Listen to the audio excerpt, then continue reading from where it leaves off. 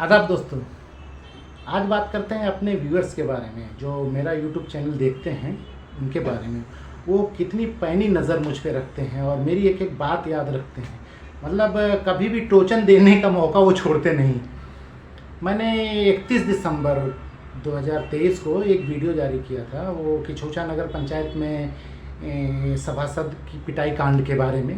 वो विनोद नाम का एक सभासद था, उसको अध्यक्ष जी ने पीट दिया था। तो उस पर बहुत सी खबरें चली थी, तो मैंने बहुत लेट वीडियो बनाया था। तो उसमें मैंने कहा था कि इनकी अध्यक्षी 6 महीने में चली जाएगी। तो पूरी डिटेल 15 मिनट की वीडियो है, उसमें 4 सेकंड में ये बोला रहूँगा, इनकी अध्यक्षी 6 महीने में चली। उसको देखे बहुत से लोग थे, शायद 2-2.5 हज़ार लोग देखे थे। उसमें से बहुत से लोग देख के उसको याद किए थे। 31 दिसंबर को जारी किया था और 30 जून को 6 महीना हो गया। वो कमबख्त लोग 1 जुलाई से मुझे फ़ोन करते हैं, भाई साहब आपने कहा था 6 महीने में चली जाएगी, गई तो नहीं। 6 महीने में चली गई जाएगी बताया थे, गई तो नहीं। अरे मैंने कहा यार कब कहा था, मैंने वीडियो में देखा था। ठीक है, तो ऐसा नहीं है, मैं खुदाई का दावा नहीं करता। मैं नियम कायदा कानून के हिसाब से अपना प्रेडिक्शन करता हूँ कि इसमें अगर ये ऐसे किया गया तो ऐसे हो के इतने दिन में हो जाएगा। तो 6 महीना जो मैंने बोला था वो ज़्यादा था, 6 महीने से पहले हो जाता इसका। लेकिन दिक्कत है लड़ने वाला तो होना चाहिए। अब मैं तो वहाँ रहता नहीं, मैं जाके लड़ूंगा नहीं। तो मैं जिसके सहारे लड़ रहा था वही गुल हो गया। जब ये मामला हुआ, विनोद को उसने पीटा था तो विनोद ने तहरीर दी, तो मैंने कहा तहरीर दिए हो, अब पैरवी वैरवी मत करो। वीडियो जारी हो गया है और सबको पता चल गया है, वहाँ के वीडियो सारे न्यूज़ चैनल पे आ रहे हैं। FIR होगी, आप ज़्यादा मत दौड़ो। मैं और बताऊँगा दूसरी चीज़ तब की जाएगी। तो मैं सोचा था कि वो लीगल वे में उसके भ्रष्टाचार का मैं कंप्लेन इससे दिलवा दूंगा। 3-4 दिन बाद FIR दर्ज हुई तो सुना कि भाजपा के अध्यक्ष वगैरह भी उसकी विपक्ष की तरफ से आ गए थे और पुलिस पे दबाव डाले कि क्रास केस करो। अच्छा, क्रास केस करना था, लेकिन पुलिस वाले को क्रास केस क्रास की तरह करना चाहिए था। 100% कट टू कट क्रास थोड़ी नहीं करना था। जैसे सामने वाले विनोद की तहरीर पे SC ST लगा, तो ओंकार गुप्ता की तहरीर पे भी SC ST थोड़ी लगाना था यार। ओंकार गुप्ता SC थोड़ी ना है। लेकिन तब क्रास माना नहीं जाता, तब अध्यक्ष जी और फलाना गुस्सा हो जाते हैं, तू बराबर की धारा नहीं लगाओ। पुलिस वालों ने बराबर की धारा लगा दी। विनोद के ऊपर भी SC ST लग गया कि आपने ओंकार गुप्ता को अपशब्द कहा, धक्का मुक्की की, मारा, आपके ऊपर भी SC ST। विनोद ने हमसे बताया, हमने कहा बस शांत हो जाओ, अब कुछ मत करो, किसी से मत मिलो, कुछ मत करो, बस चुपचाप सोए रहो। ये मुकदमा कोर्ट में दाखिल करेगी पुलिस, तब मुझे बताना। जिस दिन कोर्ट में डेट रहेगी उस दिन मैं आपको बताऊंगा क्या करना है।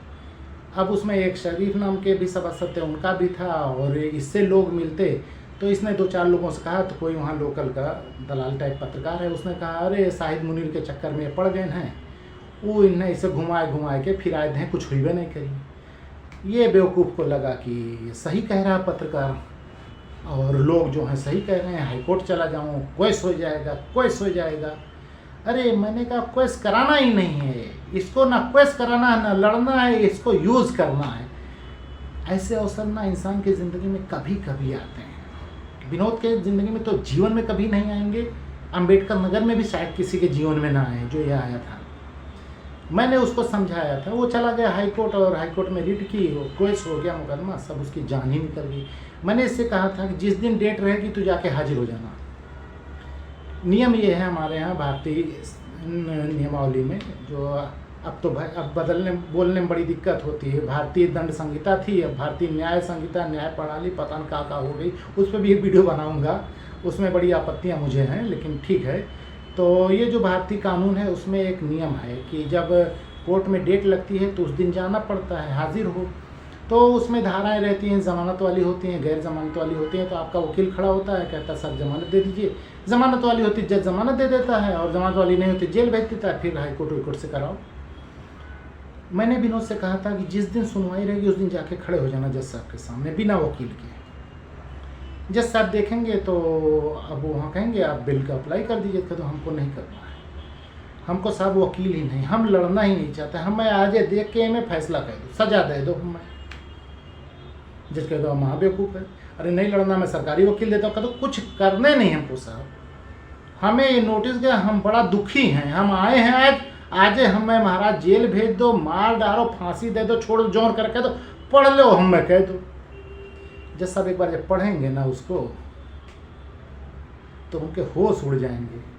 अरे यार, गुप्ता द्वारा तहरीर दी गई और दलित के खिलाफ SC/ST लगा दिए हो, और तुम लड़ जाना, तुम कहना मैं जाऊंगा नहीं, बेल तो मैं कराऊंगा नहीं। और जब जज के सामने कोई हाजिर हो जाता है मुजरिम, तो दो ही कंडीशन, या तो उसको जेल भेजे या तो जमानत दे। अब इसको जेल वो भेज नहीं सकते, क्योंकि भेजेंगे तो केस और तगड़ा हो जाएगा। अगली बार जहाँ बेल के लिए जाएगा वहाँ बताएगा कि साहब गुप्ता ने SC/ST लगवाया है। और अगर छोड़ देते हैं तो मुलजिम यहाँ आया है यार, कैसे उसको तुमने जाने दिया? कोर्ट कोई अधिकारी नहीं कि बिना जमानत के जाने दे। तो अगर तू ये कर देगा तो जज साहब उठ के कुर्सी जाएंगे, चैम्बर में बैठेंगे, कप्तान को फ़ोन करके बुलाएंगे, CO SO को बुलाएंगे, सबको तलब करेंगे, ये क्या मामला है, क्या करें? वो आके बैठा है, वो कह रहा हमें सज़ा दे दो, हमें फांसी दे दो। कैसे करें उससे? ST/ST लगता कैसे है? और सभी लोग उस दिन वो हालत होगी जैसे तुझे कोई ब्रह्मा का वरदान मिल गया है, तो जौन मांग कह देवे, जो मांगेगा तुझे देंगे। माई बाप तू आज बेल करा ले, कल मुकदमा ख़त्म कर देंगे, लेकिन तू आज मान जा।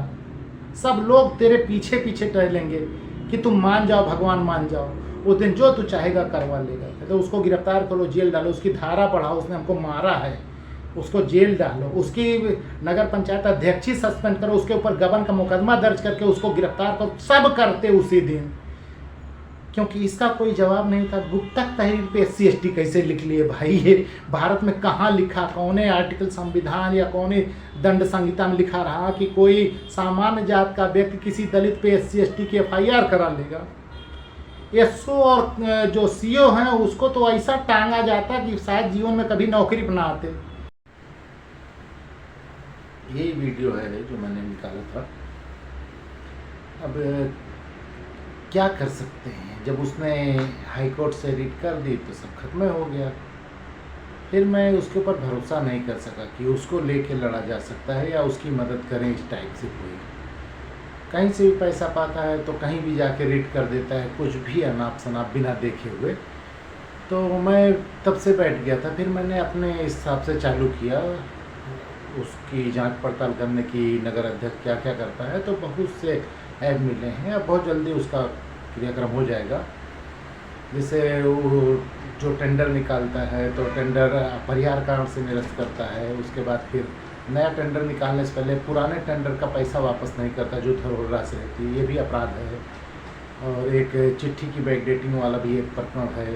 दूसरे एक जब नगर पंचायत को 40 लाख के अंदर ही काम करना, इससे बड़ा काम नहीं कर सकता वो, तो उसने 90-90 लाख का कोई था काम, उसको 3 पार्ट में कार्य योजना बनाए और नाम नहीं बदला, सिर्फ कार्य योजना 3 पार्ट में बनाई। ये भी बहुत बड़ा फ्रॉड है, ये मैटर चल रहा है। और अभी टैक्सी स्टैंड वाला तो सब जानते ही हैं कि इसमें क्या क्या हुआ है और क्या आगे भी होगा। और भी तालाब वाला जो जैसे था एक, उसमें भी इसका घोटाला पकड़ा जाएगा, कार्य योजना कैसे बनी और एस्टीमेट कैसे बनवाए थे। तो इसका बहुत कुछ आ गया है और इसके ऊपर अब कार्रवाई होगी, निश्चिंत रहिए। बस यही है कि मैं विनोद की वजह से थोड़ा पिछड़ गया, वो हाई कोर्ट चला गया और वो मैटर हाथ से चला गया। बहुत अच्छा मैटर था, ऐसा मामला दोबारा नहीं आएगा, कभी नहीं आएगा ये। तो भरोसा रखिए कार्रवाई होगी। और मैं ये कोई खुदाई का दावा नहीं करता हूँ, नियम कायदा कानून की जो जानकारी है मुझे, उसके हिसाब से मुझे पूरा विश्वास है कि कार्रवाई होगी और ये अध्यक्ष जाएगा। 6 महीने में नहीं गया तो इसके लिए मुझे ब्लेम मत दीजिए। अब अगले 6 महीने का इंतज़ार कीजिए, हो जाएगा।